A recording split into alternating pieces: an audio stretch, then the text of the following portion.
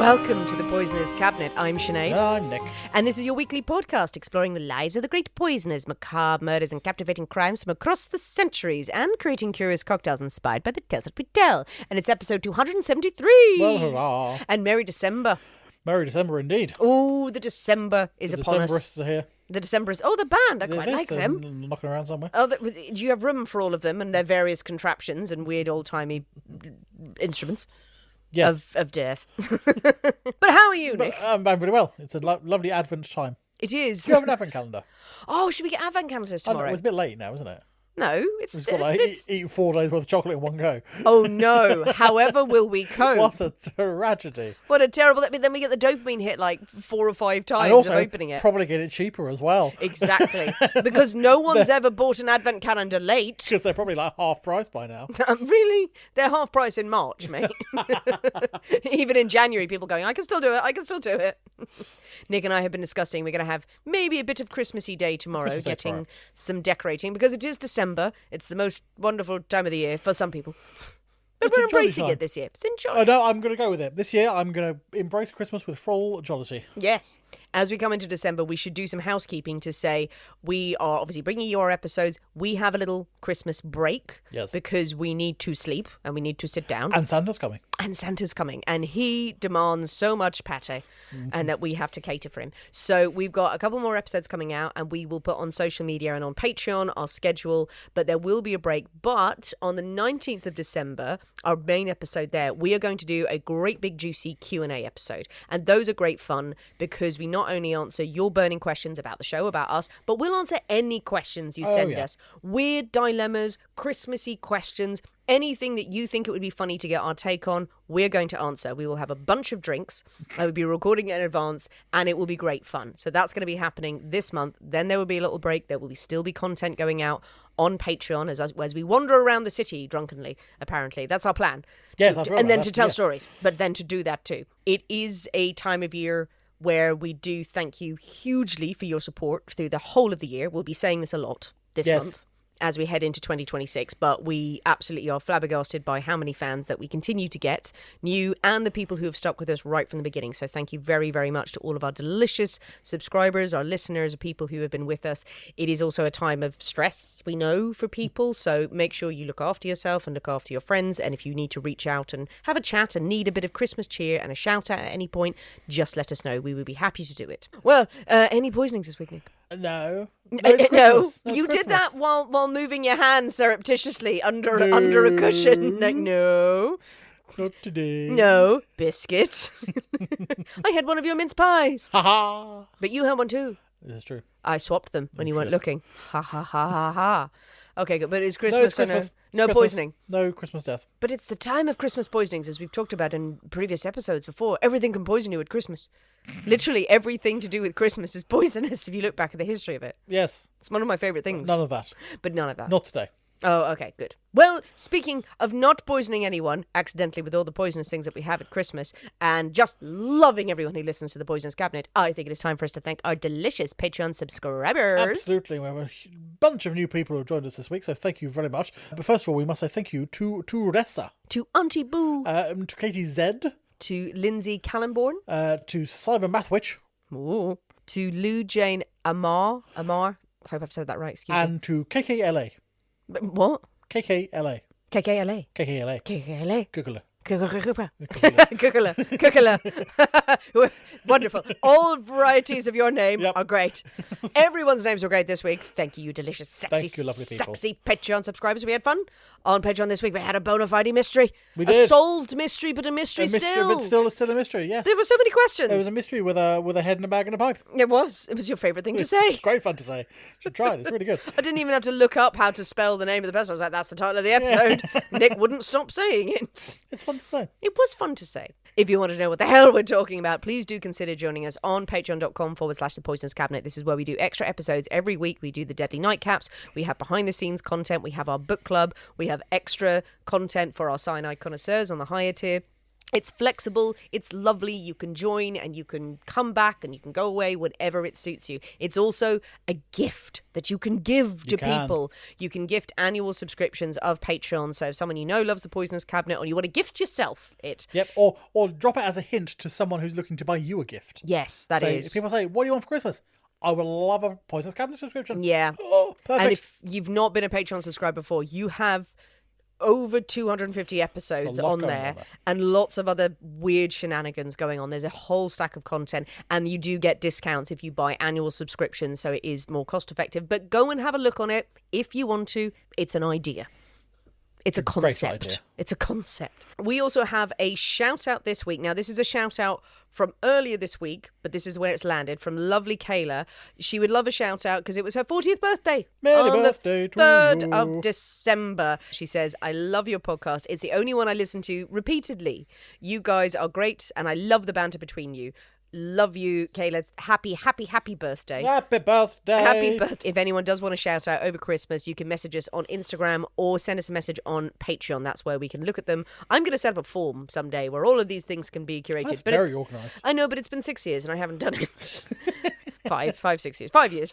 It's been God knows how long. It's been long enough that I should have done this before now. Yeah. But I'll get to them. That's fine. And if we have missed any shout outs, you can absolutely send us a reminder. It's no problem. Yes. Well, Nick, are you ready? Probably not.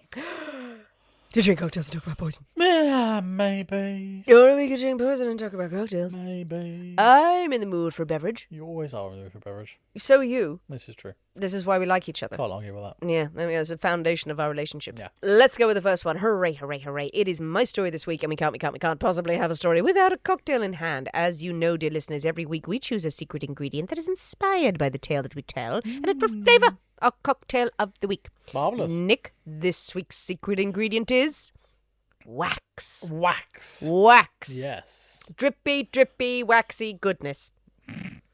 I couldn't think of another word to describe wax there. Waxy. But waxy, wax. It's traditional wax, not the earwax. I just thought I'd make that clear now. Yeah. Yeah. But yeah, wax. I'm surprised we haven't had wax before. Yeah. Are you sure you haven't? I did search it. Okay. And there was none of that. Then fair enough. Yeah. Yeah. Sorry. You're going to hate this. I'm quite looking forward to it. Oh, no. No, the what I've come up with, I think the drink will be interesting. But, the name? Yes. Right, okay. The logic behind it is twisted and variable. I would think wax was pretty easy. You would think. You but would I think. have been heartbreakingly disappointed by you in the past in this department. And I wouldn't like to to stop that tradition. Wouldn't like any seasonal joy. No. So with wax Yeah. as your inspiration, your ingredient, Yeah. what have you come up with? Well, I thought about where does wax come from? The moon. The moon. Surprise, yes. You need to listen to After Dark to get the whole story there. Secreted by the moon. Secreted by the moon. That's where we get the moon ships from for the wax deliveries. The other type of wax. The other type. Well, not earwax. As Not I've said. earwax. Not earwax. Not earwax. Wax. More traditional. Yes, like a sort of candle. Candle. Or for the bikini. It generally comes from bees. It does. A lot of it comes from bees. Right. and Bees. things. And bees make other stuff as well. Your bees make other stuff, but yeah, it's wax we're kind of going with. Yeah, all right. but yeah, so I thought Is this going to go down the spiders make gravy route? potentially, but I thought, I could do like a honey thing. Yeah. But then we've done a lot of honey-based cocktails. We have. We've done bees' knees and all those. We've done all those ones. Yeah, that one. And there were other ones. There are other ones. There were other ones that I thought, I'll do that. In fact, we've already done it. Yeah. Okay. Okay. And things. So I thought I'm going to stick with a bee theme. Bee. A bee theme. Right. And the more The more you're padding the more I'm it. thinking about it, the more I think, oh, well, this is probably a bit mad. So we're going with bee. If you do remember, it's inspiration. It's not a direct ingredient. It's Explain it more. inspiration. This will make me less angry, won't it? Yeah. Just say it, Nick. Rip the Band-Aid off. We're having a bee Beelzebub For fuck's sake. because it's got bees in it, and I like the look of it. Wax. Satan. Yes, famously made of wax. though. Famously And made of wax. Bees. Just bee. Bee. Bee. Bee. You were sitting around. Candles? Nothing about candles. Yeah, probably, but I don't want to. Could have done with... No. Right. Beelzebub. Bee. Bee. Elizabeth. Well, I guess he probably would have had candles and wax around him. Exactly. And He he likes a scroll and a candlelit thing. What? Oh, you need candlelight to write your scrolls out. Right, he likes to scroll. when What you're did he signing do with the scroll? Well, he's like the contracts for people's souls and the like. Right, what was Beelzebub's role? Looking after bees. He was Hell's beekeeper. He was in charge of the hellish honey. The mad honey. The Satan's The mad honey. honey that sends you mad. Yeah, Satan's honey. I'm trying to give you anything that's linked to poison here, and you're just going, he was just a honey farmer. But a spiky one. Spiky. I'm not very happy about it. And the bees weren't happy. Was he nice to the bees? I was probably nice to the bees. Probably nice to the bees because he needs the honey. Yeah. Right. But they just gave him the job because you're like, Beelzebub. That works. No, that's how bees got their name. Got the name from Beelzebub. Yes. Because before that, they were called, those little buzzy honey things. Little buzzy honey Honey things. things. But looked after by Beelzebub. Well, we just call them Beelzebub. We call them bees. Just short. Yeah, because just Beelzebub short. was a bit of a mouthful. Yeah. Rather than Beelzebub. And Beelzebub's the boss. Yeah. And so his little minions are bees. Yeah. It's staggering that half an hour ago you were laughing at me about my moon theories, but, fine. Right, well, the peak has been hit on the crowbarring in of Nick's ingredients and stuff. Well, I'm excited for the Beelzebub. Yay. Yay. I hope I enjoy it, because if I don't, there'll be hell to pay in bee form. Lovely. I think it is high time for us to buzz satanically into the Poisonous Cabinet kitchen and shake up a storm, so we'll see you in a minute. We'll see you in a bit.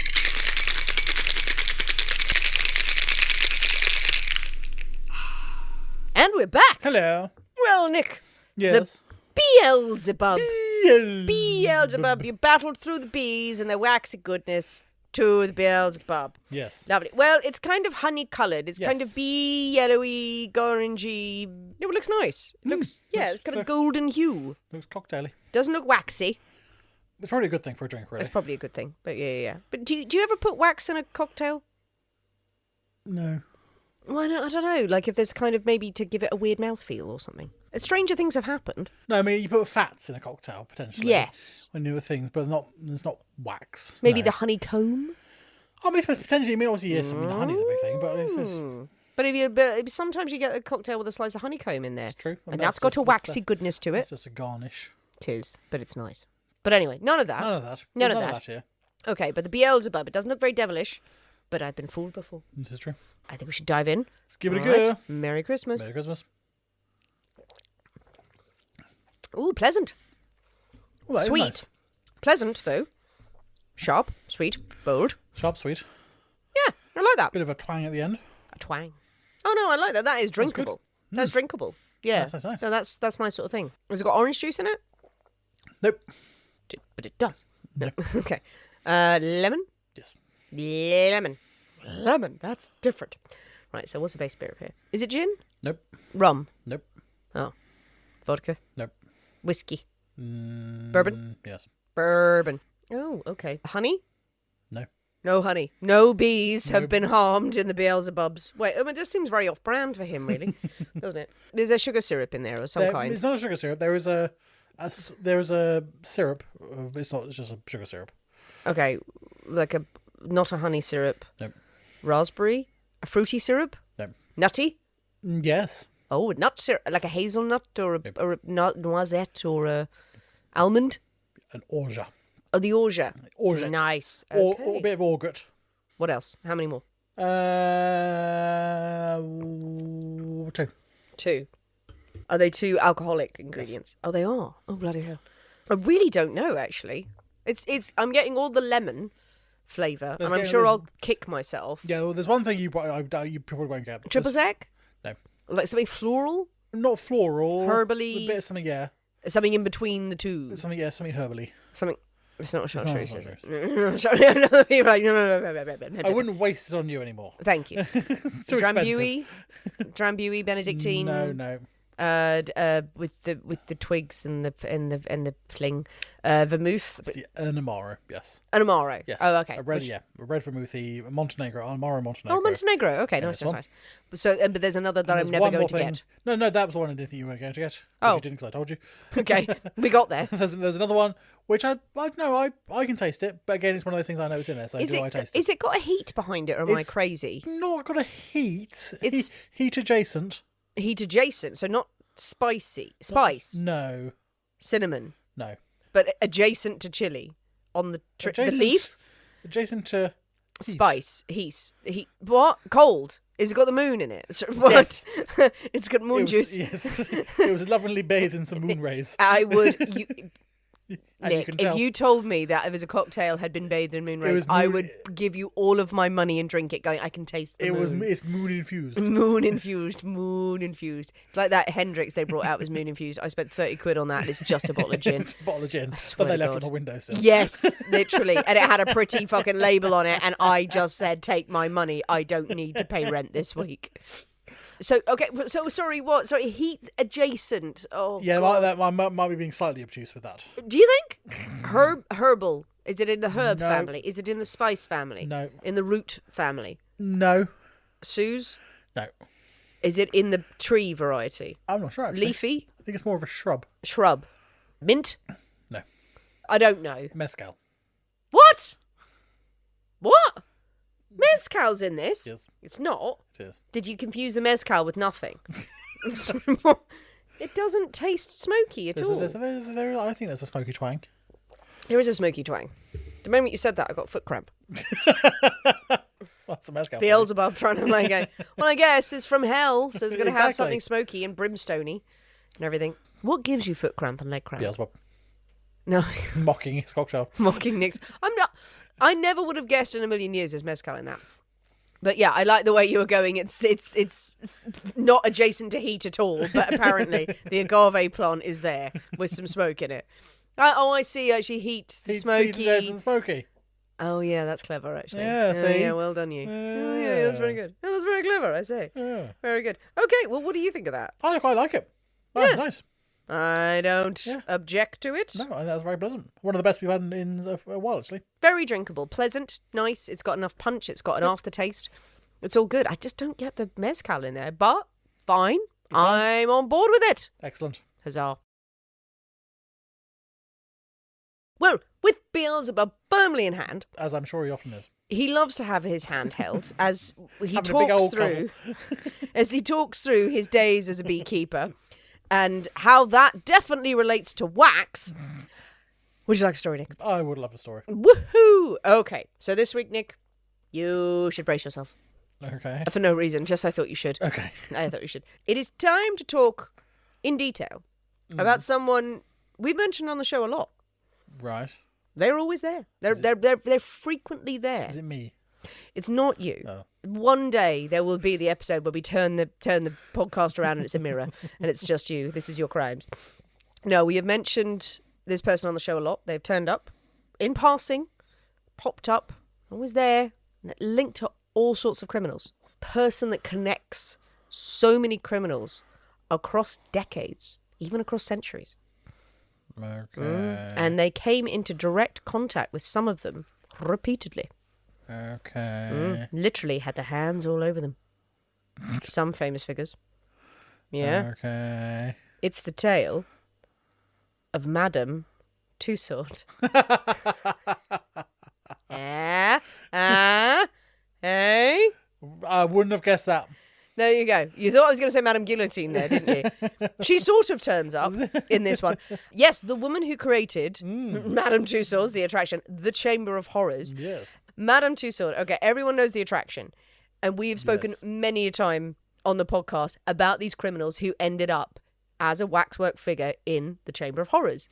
In Madame Tussauds, this area, this part of this famous attraction filled with waxwork figures, and then, oh yes, but the worst criminals, they will be rendered in wax. That's the big link. The many attractions that are around the there's lots of world. I think it's about 26 now. It started in London, but there are many versions of it, millions of visitors every single year. At the foundation of the attraction, right from the start, really, was the so-called, now we call the Chamber of Horrors, an entire exhibit of incredibly lifelike models of murderers, criminals, terrifying people that we love to hate, that you could see right up close. It's like a podcast with no sound. Yeah, true crime. But you can't see it, though. You can see it. You can see it, just can't hear it. And I've always wondered, and you can ponder this through as we tell the tale here, much like why people get a kick out of true crime, we know that, and we sort of build our careers on it. People get a thrill from going to museums like this. Oh, gotcha. Waxwork figures, waxwork museums.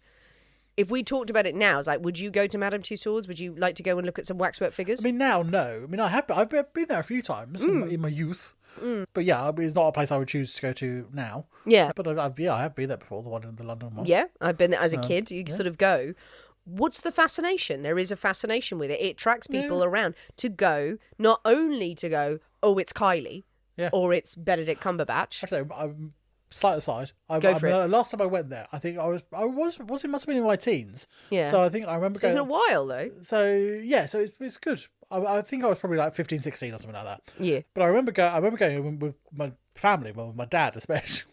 I think the one in London is connected to the London Planetarium for whatever reason. Yeah, you get a discount sort of ticket. side by side, so you just sort of do both. I guess because Madame Tussauds is now run by Merlin, not the wizard, the company. Yeah, so there's the two sort of attractions are side by side, so you get a ticket and you go and see both, and they sort of slightly merge into each other. So I remember we just come out of the planetarium thing. You learned about the moon. Learned about all the moon waves and things. Yeah. And then we were going down to the exit, and there was this sort of police sort of woman sort of standing just like in the corridor, so I suppose sort of marshalling people through or whatever, just because there was. And I can't remember what my dad had a question about. I don't know where to go or something like that. And he went up to this woman and started talking before realising it was a waxwork figure of a police constable. How far did he get in the conversation? I know, I think pretty far in. Sort of thing. And I think it was mainly sort of me and my brother and surrounding people who actually realised first. I went, not a real person, Dad. No, but he kept going. So anyway, I'm here with my sons. My lovely sons here. There we go. Do you have children? Can you direct me? How do we get to there or whatever? It's not real, Dad. Not real. Aren't they so realistic though? Yeah. You would think. If you didn't know, you would think. And it gives you this sort of feeling. So people are thrilled of going in to Madame Tussauds of the exhibition, as they have been since it opened, of not only going, this looks like Kylie, but also going and standing next to an actual likeness of Dennis Nielsen, who's in the Chamber of Horrors. These various murderers and horrible figures through history. This is what has happened at Madame Tussauds. You've had the worst criminals. We've talked about it before. Burke and Hare were in there. You had Mary Ann Cotton. You have all of these famous, at the time, the most you know newsworthy killers and criminals, and immediately rendered. Yeah, I know. So I know from a point of view now, I sort of get it that you would want to go in and say, okay, I want to go and see like what did Dr. Crippen look like and Merrick. Yes. But from like that, me going there now, I would not want to go and see there and see what fucking Dennis Nielsen. He's in there. And like a modern day sort of current serial killer or something like that. That I'm not interested in. Serial killers from 200 years ago. Yeah, absolutely. I want to see what did Jack the Ripper look like. But that's the question. Actually, Jack the Ripper is the one that they did not have a likeness of because they don't know what he looks like. Now, apparently, Aaron Kosminski, excuse me the pronunciation there, but because people think that he is the closest link to Jack the Ripper, I don't think he is. That's the likeness that they have. But there are modern serial killers in there. How is it different from listening to stories of serial killers on true crime podcasts? Well, I suppose it's one of the reasons that we don't do modern things, because I find it weird. You find it weird. People coming up and posing next to it, and then talk about modern stories and things like that. Modern stories, it feels very close to home. It's a bit too close to home. So. And then, but also, you're like, oh yeah, Crippen, who was in there famously for many years. I remember going as a kid. One of the last times I went was before the Chamber of Horrors shut briefly in 2016. But when I was there as a kid, they had the recreation of the electric chair. Yeah. And then you see, these are how different people are killed. Yeah. Oh, yeah, absolutely. And all the torture devices from medieval times. All the torture devices, showing how someone is garroted. Yes, this is how you put someone on a rack. Yes, and all of that. And you go and look at it and go, Oh, okay. Yeah, how Well, lovely. what a lovely day out with the family this was. You're looking at. I was always, and yeah, totally. I was a kid. Like, I don't give a damn about what pop star is upstairs. Take me Yeah, to that take me. chamber. I Take want to me- see people dying. Exactly. And we go, but no, we draw the line now. That would be weird. Show me old people killing each other. Yeah, all of these weird figures. The whole thing about waxwork figures is that they are uncanny. They are uncanny. They produce that kind of feeling. Is it the same as watching true crime documentaries? Is it listening to true crime podcasts? Where is the line drawn that we can go in and go, oh, it's absolutely fine to look at a serial killer rendered from 100 years ago and go, yeah, let's point at them. But like, this person was recent. No. It's something to keep in mind. Yes. Keep in mind about the whole thing about the Waxworks Museum. You know now, anyone who's ever been, it's interesting. It's uncanny, isn't it? It's But got not this... always, though. And that's half the fun as well, to see the really shit the really ones. shit ones. I think I saw a picture when I was looking through this of the Selena Gomez in one of the places. I'm like, oh, they've not been kind to her. No, there's one, I remember watching an episode of Graham Norton.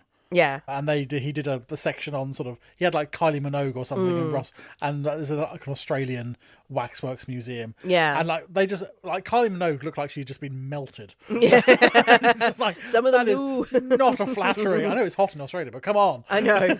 Some of them are not good. These are not good. Your best ones and your worst ones. But they are uncanny and they're compelling in a weird way because when they're right, wax Oh, absolutely. is so lifelike.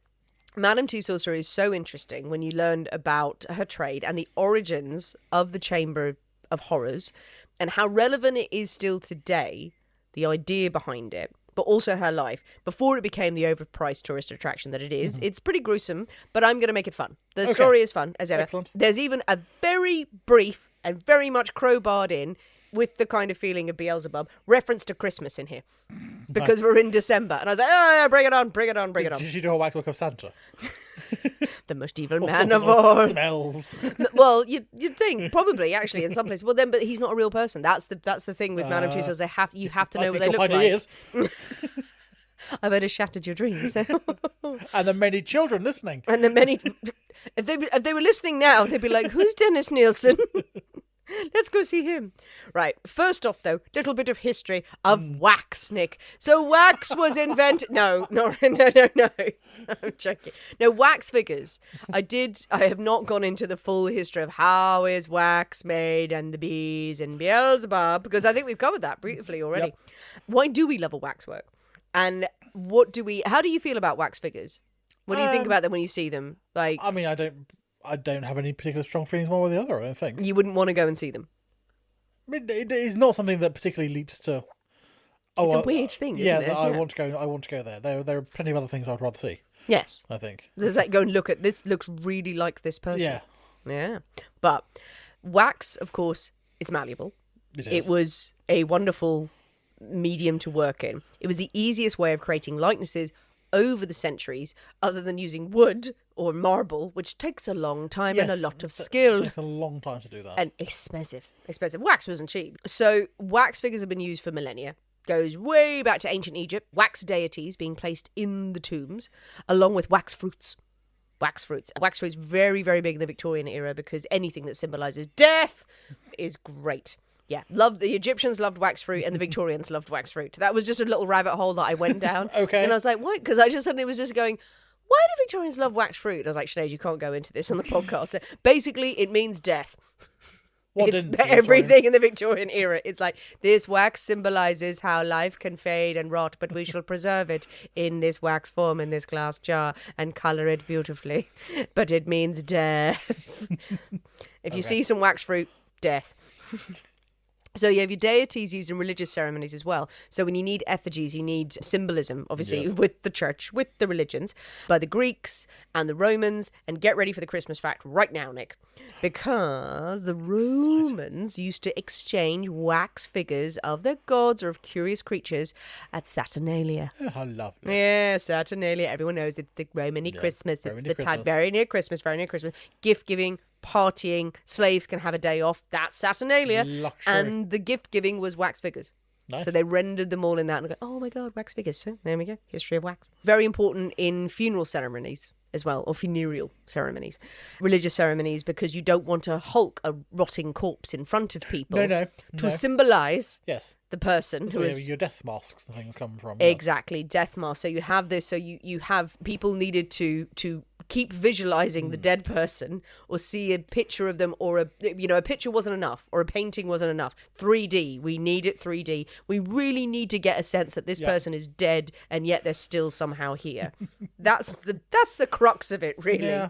But yes, these funeral effigies made in wax of monarchs, so very important in some funerals for monarchs, for nobility. In Westminster Abbey, there is a fine collection of wax funeral. Many a wax dead person. Yes, many a wax dead person. So they've got a lot of them in there. Some of their faces have melted away, or they weren't good. I think actually on Westminster Abbey website, I was looking it up, and it lists all of the kings and queens that had wax effigies. They have them. You can see them on display. I've not actually seen them, but one was Mary the First, and her face is not good. And I don't know whether it was melted. It was just like, no, they did a shit job. We can judge on that. I remember reading once, or seeing it on a TV thing, that obviously they used to actually say like moulds of the dead person's face and things like that. That's exactly how you do it. Yeah, so to get the likeness, it's not sort of like molded like you would in clay or something like that. No. You take a mold, but then also because of back then, sort of medieval times, obviously there's no refrigeration or anything like that, No. and sometimes it would take days, if not weeks, to get a professional waxologist from wherever they were to come. So the whole person would be half rotten by the time they got there. So actually there's sort of like a wax figure of a half decomposed face. And sort of thing. Well, I didn't get the best side, maybe. No, some of them are just no. No, You've got them half decomposed. Freshness was key. It was key. Freshness was key, which will figure in this story. I shall tell you. From the Renaissance onwards, you have incredible artists working with wax. Some of the biggies as well. Obviously, it wasn't their main medium for the Renaissance artists. Mainly, you're talking marble and you're talking paints and everything, but absolutely rendered figures in wax. And then, very importantly, used for anatomical study. Yes. So you have wax figures that doctors and very skilled people working with wax would recreate this so students could study them. They can't cut up the bodies, as we've covered before. That would be against the Lord. There, indeed. But so here have this terrifying model that's very lifelike. So that's in the 1700s.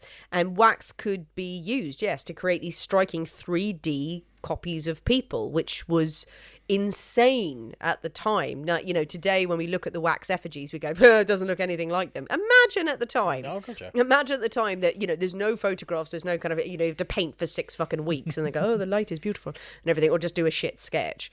And then suddenly there's a 3D model, and if it's by a good artist, this looks good. Absolutely, yeah. It's going to strike you. It's going to really strike you. With their faces, their bodies, it became very popular and very profitable. Because people are drawn to the uncanny. Who doesn't want to see a likeness of a famous figure or a noble monarch or a complete bastard up close? This is the time before photography and stuff like that. So people would have never seen what their king looked like or whatever. For some people, yes. So this is for the first opportunity to actually see what the fucking king looks like. And sometimes your enemies as well. National enemies or foreign enemies to them. Yeah. What did that bastard look like? Exactly. Oh, we can get really annoyed. It's something to focus your rage or your love at. It gets weird in there. I haven't delved into the X-rated version of wax figures, and I fear I won't. Oh. maybe on Patreon. If I've got more, if people have... Was his penis really that long? I didn't get into that Were bit. the breasts really that large? I'm not sure. They were wonderful mounds. To be honest, I did spend a long time researching pornography in Georgian era, actually, before I got to Was this. that just for fun? Why not? Why not? Why not? I felt I could meld the two together because the Georgian porn was not enough for an episode. It was more around sex workers at the time, which may be a Patreon episode, but I'm sure there was some wax stuff involved. Let's just save that for Patreon. But now we must talk of the most famous wax worker-ish of them all. Okay. Madame Tussaud. She's born Anne-Marie, but I'm going to call her Marie through this, Grosholt. She was born in 1761, and she was born in France. Her father died before she was born. He was a soldier. He was killed in battle. Apparently, there was one source I found that said that her grandfather was an executioner. that she'd come from a line of executioners. And we've talked about in a previous episode about executioners, you keep that in the family. Executioners kind of marry executioners or stay in that because it's a very shameful but very profitable thing. The father became a soldier. So, and then they actually wrote in this going, so she may have been familiar with handling severed heads. Okay. Well, her father brought them home. No, her father was a soldier. Yeah, after a good day's battling. No, but the He brought some heads grandfather home with him. was apparently the executioner. Right, okay, right. So that, but even so, no. Maybe. Perks of the trade. I get to keep the head. I get to keep the head. I think someone has put those two and two together and made 16 for the way the story goes. impressive. But keep it in mind. I'm not going to discount it because again, it was an area where I was like, I cannot research this too heavily here. I've got enough. But anyway, she's born. She's born. Her dad is not there. When she's a child, her mother takes on work as a domestic servant in Bern, Switzerland. So she crosses over Switzerland for a man named Philippe Curtius. And he is a doctor who also works with wax. He creates the waxwork anatomical models. So he is this very interesting, very benevolent sort of figure in their lives. The mother has to work. She is the housekeeper. The daughter goes with her, lives in the household. And she is sort of taken under the wing. Nice. Of Philippe, the young Marie.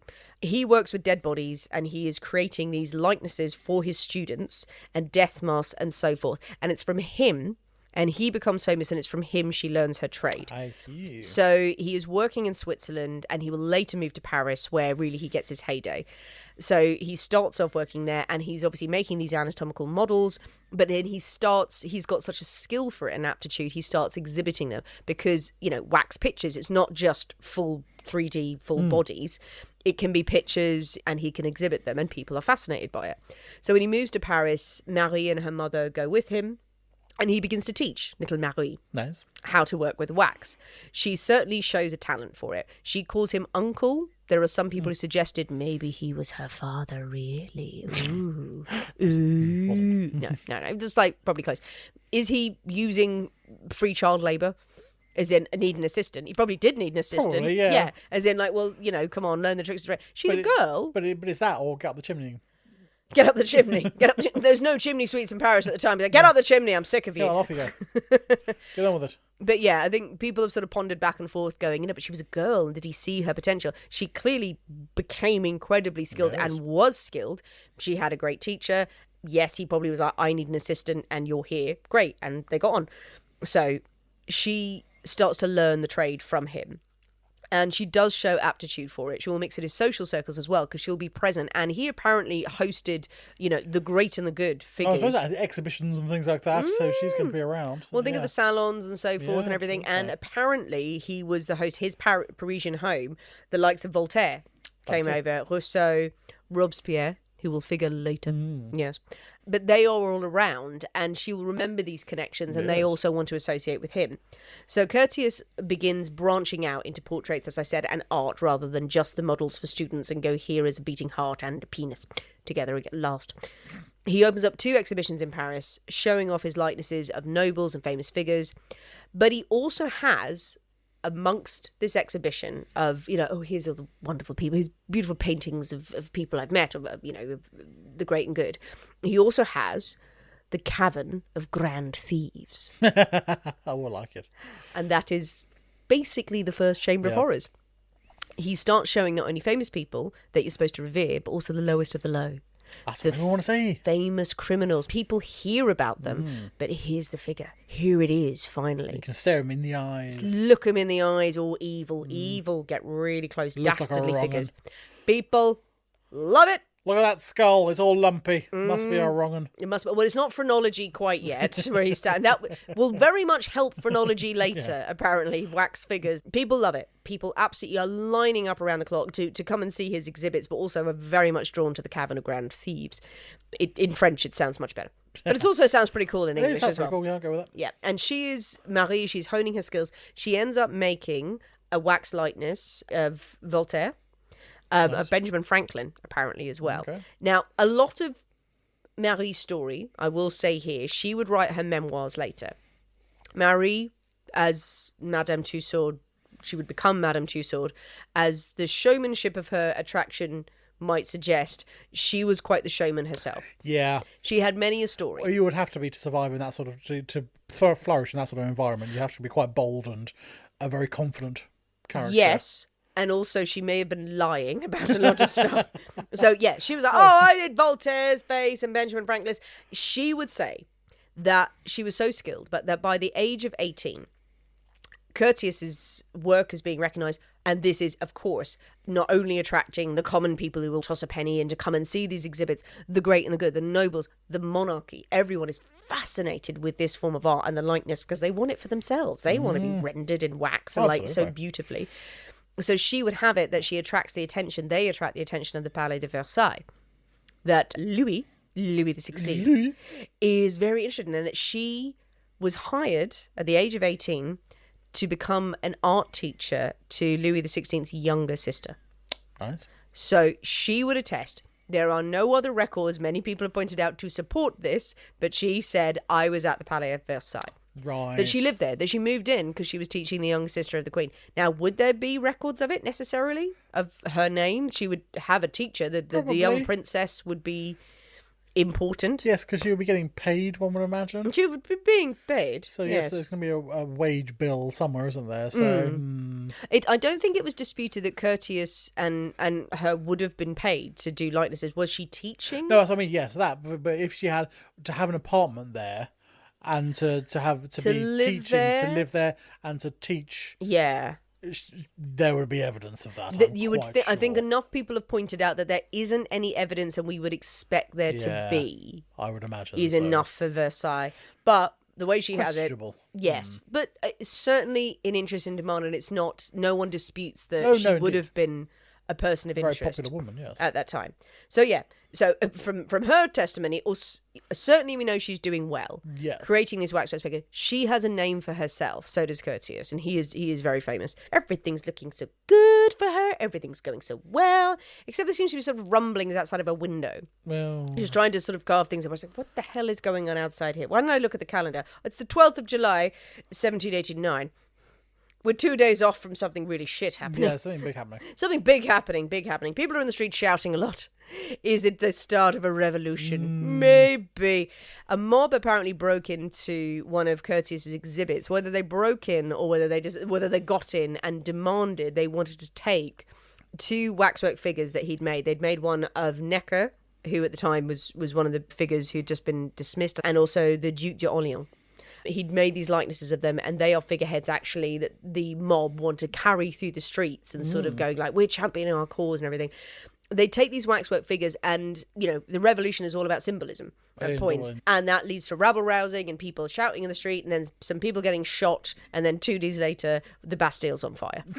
I'm not saying it was down to the waxworks completely, probably not entirely, but that's not the only link here. It's just that was noted, that those figures were taken because people wanted wax effigies of those who'd been displaced, had been banished, or they had been killed. They want to hold them up because obviously it's revolution. You need symbols. You need to rally the mob. You need to cry out. You need to hold things up, because the severed head is only going to last so long. As you've pointed out, it will rot. It will rot. The terror now begins after 1789. We have the terror. We've talked about it before. It's a wonderfully, terribly bloody time. It's not a pleasant time. It's not a pleasant time if you're an aristo. No. If you're an aristo. If you're one of the working class, it's great. Ish. Yeah. You're still starving. Still not thinking it's a lot of fun. You're still starving and sort of being very... But there's a lot of rioting and looting, and then there's a lot of cutting off heads. But the reign of terror is upon us. Marie would be arrested at this time. Rubbing shoulders with those fancy folk. Royal sympathiser. Yeah. That was it. So she was arrested as a royal sympathiser. She's thrown into prison at one point. People write she has her head shaved, as the others did. And allegedly, she said again in her memoirs... No evidence. But she said she was in jail with Josephine, who would later marry Napoleon Bonaparte. She was in same time period. Yeah. Maybe she was. She was arrested and she was jailed, but she could fucking say what she likes in the memoirs. You're gonna believe her. So great. It's a bit of a flex. It's a bit of colour that she wants to put in there. Curtius isn't arrested. He's fine. But she's thrown into jail because she's a girl. She was. She's a girl. Yeah. But she's not sent to the chopping block. Otherwise, our story would end there and there would be no attraction. It would be a terrible, terrible story. No, she's released on the condition they need her skills. They want her to make waxwork, death masks, or even full-on figures of the dead, of the figures. Everyone they're executing. Everyone they're executing. And she does. She's going to be a busy woman. She is a busy woman. She will apparently make these death masks for Louis XVI, Marie Antoinette, Robespierre, who hung out with Curtius beforehand and everything. She's going to make the death masks of them so they can be paraded through the street, so they can be held up to the world and said, here is your fallen king, your fallen idol. There's one story that she was brought the heads of 2 traitors to the cause on spikes.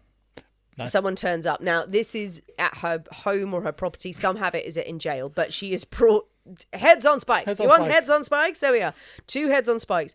And handed over going, can you make a waxwork figure of this? And she's like, yeah, absolutely. Yeah, I'll do that. I'll take that job because I don't really want to be stabbed. I don't really feel like I say no. No, and she makes these casts and the mob watch her. That she leaves the door open so they can see her work, and they all want to come up and she's just like, go away. But then they sort of stand in the doorway and are all looking as she makes these waxwork figures, these death masks, and people are fascinated by it. And there's this tall tale that I think it's Philip Astley, who is a circus owner in England, happened to be in France at the time. Happened to be in France during the revolution, absolutely just wandering around going, this seems great. Absolutely. Happened to be there, looked through the doorway and went like, that's a really good skill, and then commissioned copies of the heads that she'd made and smuggled them to England and then put them in his circus show going, ooh, yeah, big deal. Yeah, wax, the likeness that she'd made. He saw the skill there. Bit of a tall tale. So she is making these death masks. This is where it comes from. The Chamber of Horrors, she's making them, and they would be taken and used, but not put on an exhibition, but taken and displayed to the people. Sort of paraded through the streets. Yeah. Which I love. Which is just, ooh, that's where the Chamber of Horrors comes from, really. She would most famously, I mean, she's famous for various things, but the painting, if you've ever seen it, and I'll put it into the show notes of the episode as well, she said that she was brought to the scene of the murder of Jean-Paul Marat. Marat, yes. So famous radical writer, journalist, outspoken politician, and he was killed in his bath. So have you seen the painting? Do you know what I'm talking about? Yes, I know what you mean. Yeah. You know who he is. So Marat, he is this figure, and he was killed by a woman named Charlotte Corday. He was stabbed by a woman. Yep. Who asked for an audience with him. I'm just remembering this from memory here. She asked for an interview with him. His wife was in the house, and his wife kept going, no, don't let this strange, crazy woman see you while you're in the bath. You're in the bath. And he went, no, please, I love having people come in and see me in the bath. He actually had a writing desk, very like Trumbo, had a writing desk over his bath. He was just sitting in the bath and just having a bit of a write. And they had this interview for 15 minutes because she was asking him his opinion, and she said she had information to share with him. And she had this secret information, and he was lapping it all up. And then he was sort of declaring that at the end of their conversation that this was gonna result in the deaths of loads of people. And she pulled from her corset a kitchen knife and stabbed him in the chest. And that is how Marat died. He dies in the bath, bleeding from the chest, dies there and collapses. Many people will have seen this incredibly dramatic painting that was used later of this scene of him dying with this knife in his chest. His arm hanging out of the bath and just looking kind of... It's really eerie. It's just very unsettling, this picture. It was Marie who was brought to the scene, to the bathtub, to the bath, while his body was still warm and bleeding. Nice. Apparently, because everyone was like, he has been killed, we need to get his death mask, we need to render this. And she was brought there to get the likeness just right, and she would remember this scene and she would use it later on. But yes, she took the death mask. Going to forget. It's not, but she wasn't the sort of person to be scared easily. This is true, yes. Because, according to one source that probably isn't real, she was juggling heads as a kid because of her executioner family and everything, quite possibly. But obviously had been brought heads and needs to survive. She needs to survive, and this is a horrifying time in France, and it's just, okay, well, you're going to just do cast of heads, absolutely fine, no questions, I'm going to toughen up and do this. And she was very skilled at what she did. So thanks to her skills, she survives the revolution. Curtius dies in 1794. He's been fine through the revolution. He's been fine. He's got through it all well. He was commissioned to do things as well. He has his own bio as well, Yeah. but we're talking about Marie here. But when he dies in 1794, he leaves everything to her. He leaves his entire waxwork collection. All of his exhibits go to Marie, which says something great to the faith he has in her and how, fondly he thinks of her. Obviously, I guess he's kind of like a surrogate father. So she decides, yep, going to keep on exhibiting, going to keep working on the wax figures, as they're very popular now. Well, everyone loves them. Everyone loves it. If everyone loved them before, now we've got a lot of dead people and the revolution is kind of starting to trail off a little bit. They're really going to want to see everyone's faces now.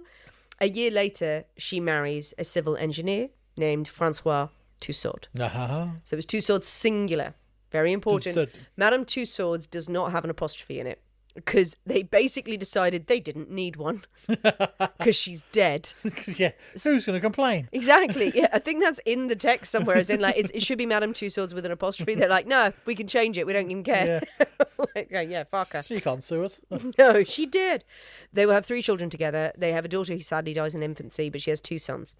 And now it's time for Madame Tussaud to make a name for herself. Make it big. But most importantly, already made it quite large. Huh? Already made it quite large as it is. That's been mainly survival that she's been making it big, but it's worked to her advantage. Exactly, yeah. So she's a well-known woman. But she needs to make it big, and she needs to make a drink for herself, Nick, and maybe for us too. Okay. Should we have a drink? Put us to work. Nick, we have our drinks. Waxy drinks. Waxy drinks, waxy. We had some lovely honeycomb and wax together at last. It was chewy. I quite like the feel of wax.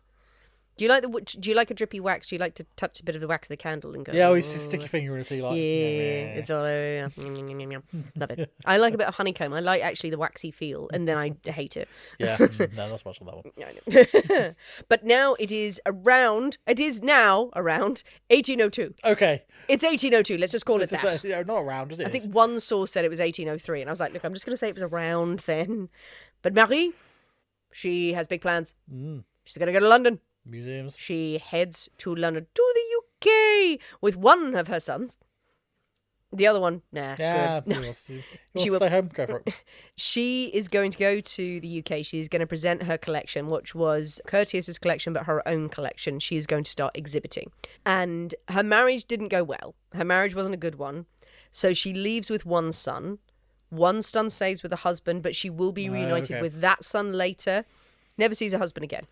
Fair. Doesn't hang out with him. Not devastated by it. When she goes to UK, it turns out when she tries to go back, she cannot go back to France because the Napoleonic Wars have started. So she can't go back, but she's also like, and her son I'm is doing quite well here. Yeah, her other son is sent to her later. So she's like, I've got my boys, flicking V signs across there. But anyway, she's there to make a name for herself, to do some business. So when she gets to the UK, she needs to start her business. She needs to rely on someone else's fame really to get her name out there. You know, she's an up and coming artiste, entertainer, whatever, but no one knows her. No one knows. Yeah, London, no one knows who she is. At that time, no one knows Madame Tussaud. Yeah. No. So she teams up with Paul Philidor, who would later be known as Paul de Philistal. He changed his name slightly. Philistal. Philipstal. Okay. That's how I'm saying it. And I'm pretty sure he said it that way as well. He later changed his name to avoid various lawsuits. I think. Gonna team up with Paul and his Phantasmagoria show. Oh, lovely. At the Lyceum Theatre. Brilliant. He was one of the first people, I think he was one of the first, I think there were iterations of it before, but he was a big person in presenting the Phantasmagoria show. Nice. Which we love. That is horror theatre. Everybody just roll around on the floor. Wax heads floating around the place. Well, she adds the wax heads there. So his contact, a little bit about Paul, because he has very, little things written about him, but it's great. He's basically a bit of a Darren Brown. Yeah. Because he's a showman, but he apparently at the time said he wasn't trying to convince people he was real magic. He was showing them that it's not tricks, real. yeah. These are the tricks.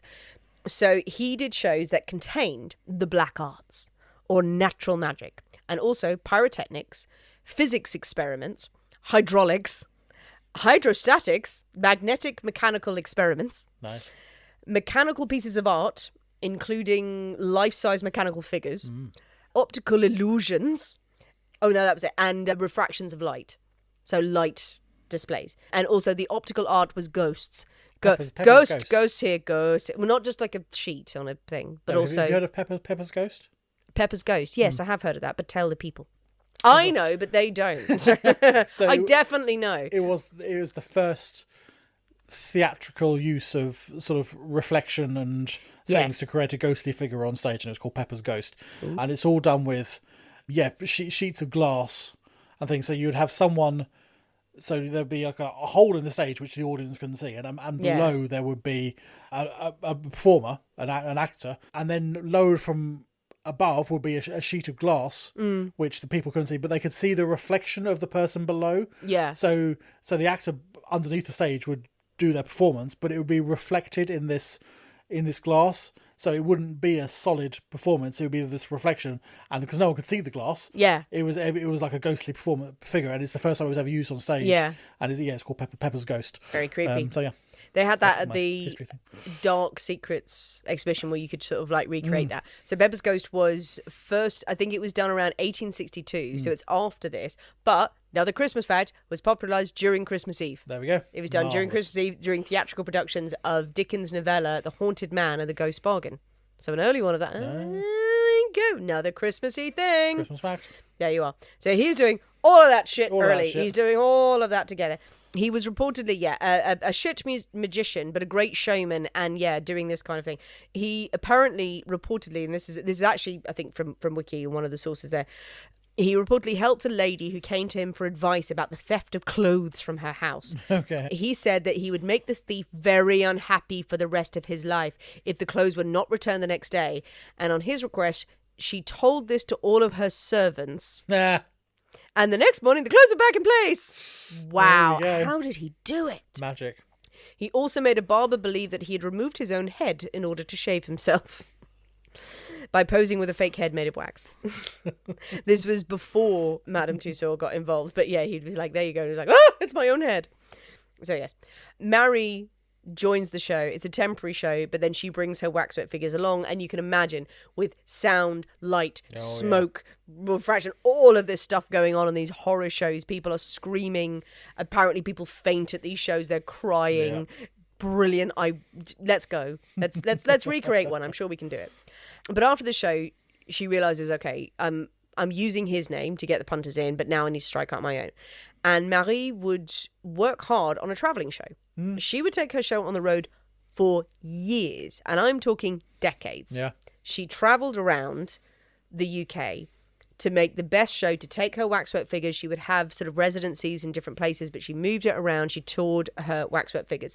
She apparently conspired with friends and contacts that she had to obtain the severed head of Colonel Despard, who the assassination attempt on George III. Mm-hmm. She got his head. Brilliant. After he was executed, to make the death mask, to then present his head. Here is his waxwork severed head. Delightful. In the show.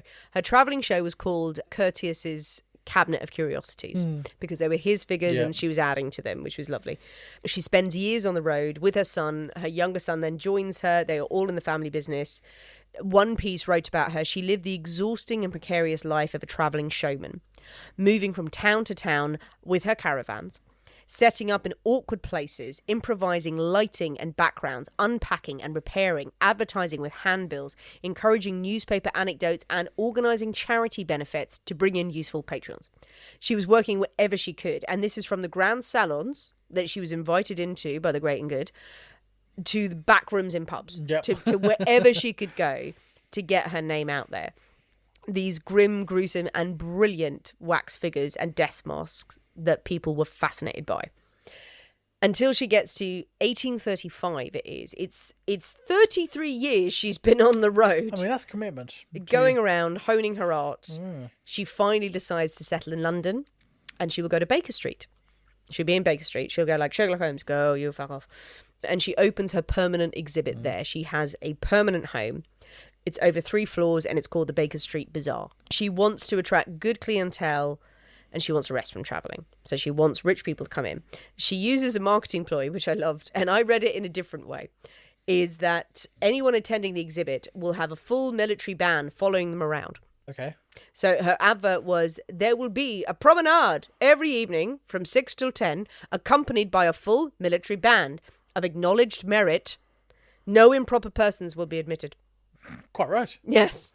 No ruffians in there.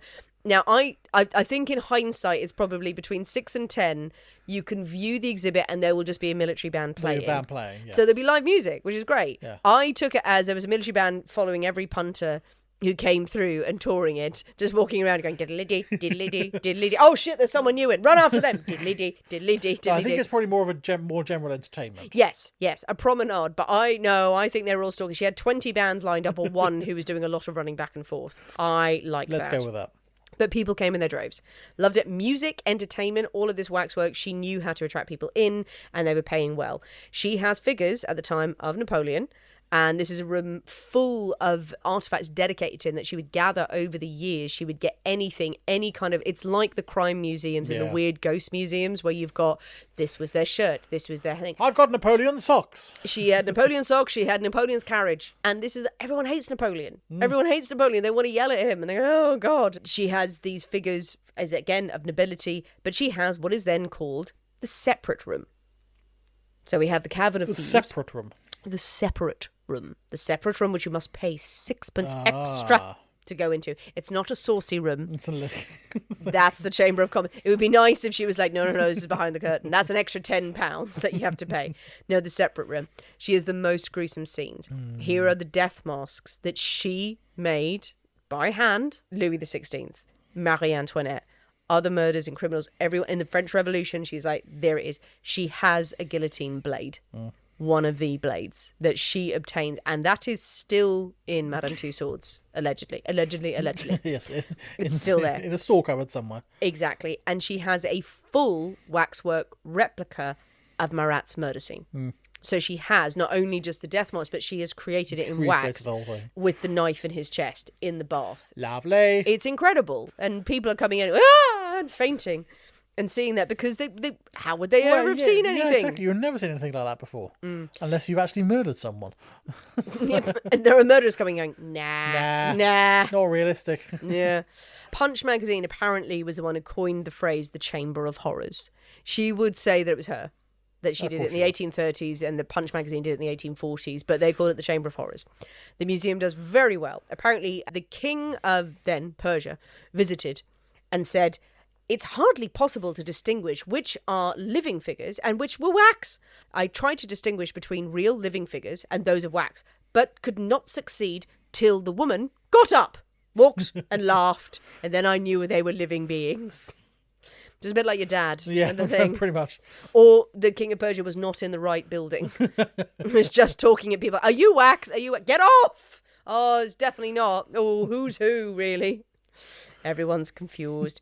She had regular issues with pickpockets, apparently. I love it that as much as it's true today that any major attraction you go to, they say, like, thieves operate in this area, she had a massive problem with pickpockets there because it's a huge attraction. Lots of people, absolutely. One of those ones. People gawping at things and not minding their valuables. Yeah, they had plainclothes policemen who sort of hung out there. I don't think on her command it was just like, well, we're going to catch pickpockets. And there was a woman and a man. There's different stories of them just like pilfering purses from people. Her business goes from strength to strength. She is a very good businesswoman. The fact that she did so well, as everyone's commented, as a woman, she's striking out with her 2 kids. Her husband is back in France. She becomes famous in her lifetime, and she has the success. She's very strict with money. She noted every penny spent, apart from, and she noted down when she allowed herself the occasional pinch of snuff, sip of porter, and a new hat. A lovely new hat. Lovely new hat. And she's a great entertainer. And of course, she would tell tall tales. She knew how to sell. And that very much comes across in her memoirs. And from the little bits that I've read and people who have read it and studied it a bit further, they're like, she absolutely could spin a yarn. She's telling her story and many people go, that would have happened. But also, she's embellished just at the right parts. Not so much that you go, oh, shut up, Mary. She's done it. Her great-grandson, who would never meet her, who'd never met her, did this whole explanation, but apparently based on what others had said to her, saying that she was small and slight. Her manner was vivacious. She was a great talker. Her conversation was replete with reminiscence, and moreover, she was blessed with a faultless memory. She was austere in habits of life, Exacting in her likes and dislikes, she showed a ready sympathy with those in distress, and above all, she was generous to a fault. Can't ask more than that. Seems lovely. Marie enjoyed great success with her exhibit.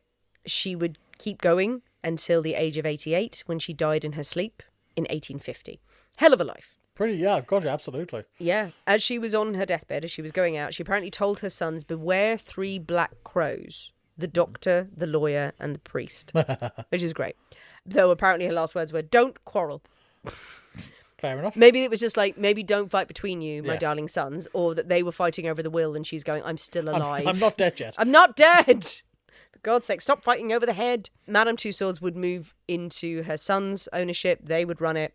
The museum moved in 1884. It was when it moved to its current home in Marylebone Road. In the 1900s, it would be devastated by fire. It would be bombed, but then lots of exhibits were lost. But a few of them, a few of the historic ones, allegedly, remained. Because there are some that are still there. There are some of the oldest ones apparently are still there. It survived. It's, as I said, it's owned by Merlin, the wizard. And it still attracts people, and it has sites all over the world now. It's an incredible legacy for a woman, literally handling the heads of those killed, of kings, of all these people killed in the revolution, who looked into their eyes and decided that she would use them to show the world. The chamber is still there. It closed briefly in 2016, the Chamber of Horrors. They changed it to a Sherlock Holmes exhibit, but it came back. And there are various horrifying figures in there, modern ones, as we've discussed, but the guillotine blade is still there. There you go. That is the story Very good. of Madame Tussaud. Nice, I like it. I had some other fun facts. Okay. Very quick ones as Love a well. fun fact. Disturbing. So acid bath murderer John Haig. Yes. He is there. Yes. He has his waxwork figure. He is believed to have visited the Chamber of Horrors just days before his arrest.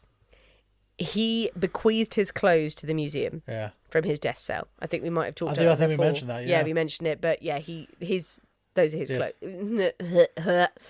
It costs around £250,000 per figure to create, where you have this, you take a cast of the face now, the wax is poured in, it takes 9 months to create. It's real hair, ethically sourced, that is put into it, and then the paint and all of these things that are done. The oldest exhibit in Madame Tussauds in London is Dr. Curtius's waxwork of Madame de Barry, the last mistress of Louis XV. Dates all the way back to 1765. That's pretty That good, is right? still there, apparently. And yeah, there you go. And there's all sorts of other facts and weird stuff, but mostly it's about, please come and visit us. Yes. I did look on their website. It's like, fun facts. Come and see. Come and see. Get in the London cab experience. Like, no. Okay. It's like you sit in half a cab and you go through this VR experience. Oh, right. Go travel through London through the ages. See the murderers. Through the murderers, through the famous people. So yeah, there you go. What do you think? Nice. No, very good. Yeah. An interesting character. Yeah, as you say, certainly. My God, what a life. What a life. So, And to turn that into to turn that into history. And yeah, no doubt of her skill, of her being able to create that, and Madame Tussauds, and all the stories we've covered. And it would be, people have talked about the waxwork figures, whether it was Madame Tussauds, you had imitators who weren't that good. yeah. Literally when murders were taking place, it happened during Jack the Ripper, not of the Ripper, but of the victims, would go up in shop windows of people going, Also, it's a name that has... yeah. I mean, there's probably... There's probably few people in this country, if you ask, okay, what's Madame Tussaud? They'll know. Yeah. It's just a name that is just so famous. And probably 3/4 of people have never been there, but they'll know it. You don't really think about the woman behind it. Yeah. You just think of this thing, but it is one of the most famous names in history. And it's great that her name survived and her name absolutely. continued. Obviously, her son's carrying it on. The London Waxworks, or whatever it could have been called, or whatever. The the House of Wax or whatever. There have been many other waxworks museums. There's not a huge number that have that level of attraction. None would match hers. Yeah. There's a few other biggies out there, but it's one of those that you don't think about, and then you suddenly sit down and go, how is it as big as it is? Yeah. Why? That she created this. Now, yes, of course, there's a huge corporation behind it, and just get the tourists in to look at figures of famous people. It's a global thing, isn't it? It's a global thing. It's a completely no matter where you're from, you want to go and stare in the faces of famous people and evil people, and you want to go and look at them and go, ooh. Well, I think the Chamber of Horrors is that. Why does horror appeal to you? It taps in. It's a safe way of accessing scary things. You can get close to the eyes of a killer, or you can get close to a killer, but not really because it's safe. People love to go and see all the celebrities and just to see, here's what Kylie looks like. Going, well, I've seen her on the telly. I've seen her on the telly. Here's Alfred Hitchcock. But it's not him. But the Chamber of Horrors is the one that they all go to go, let's look at weird shit. Let's look at dead people. Yes. Well, what do you think, people? What do you think of the story of Madame Tussaud? What do you think of her legacy? Of the appeal of waxwork figures? Have you been to Madame Tussaud? Have you been to any of them around the world? Do you like them? Do you find them weird? Do you find them uncanny? What do you think about people going to see the nice side of it and the Chamber of Horrors? Should there be a Chamber of Horrors? There are very modern murderers rendered down there and the stories behind them. I haven't been in a long time, but I've certainly seen weird stuff in the past. What do you think? Do you think we should have it? What do you think of the skill behind the waxwork figures and the fascination through the ages with this form of art? Tell us what you think. Jump on the comments of this episode. Share your thoughts, your feelings, your musings, but do by all means, by way of various crowbars and side alleys, mix up. But it was damn good. A Beelzebub was pretty tasty. It's a nice one. Absolutely. It slapped. Yeah, I like it. It's good. Yes, so my Christmas plan is to get the website up to date with cocktails. I'm going to some time off over Christmas, so that's my plan. So the recipes will be out there at some point eventually. Yes. So you can mix up to your heart's content. Or Google them. Yes, they're all in the meantime. on the difference indeed. But Nick will do it. It'll be fine. Do tell your friends about the joys of the Poisonous Cabinet. Join us on Patreon if you haven't already to get extra from us every single week. As we're going into December, remember we've got a break coming up. We'll be sharing more content over on Patreon. We've got a couple more episodes and our Q&A. So if you want to submit a question to us for the Q&A, we have a post on Patreon that is free to access for anyone. So anyone can go on there and leave a comment. Or you can look out on Instagram for DMs, or you can always email us if you prefer to do that. And remember to leave a review for us on Apple iTunes. Give us 5 stars because that massively helps our podcast, and do it for any podcast you listen to regularly. Thanks for listening, guys. We have been the people inside the Poisoner's Cabinet. We will see you next week. And remember, your loved ones are trying to kill you.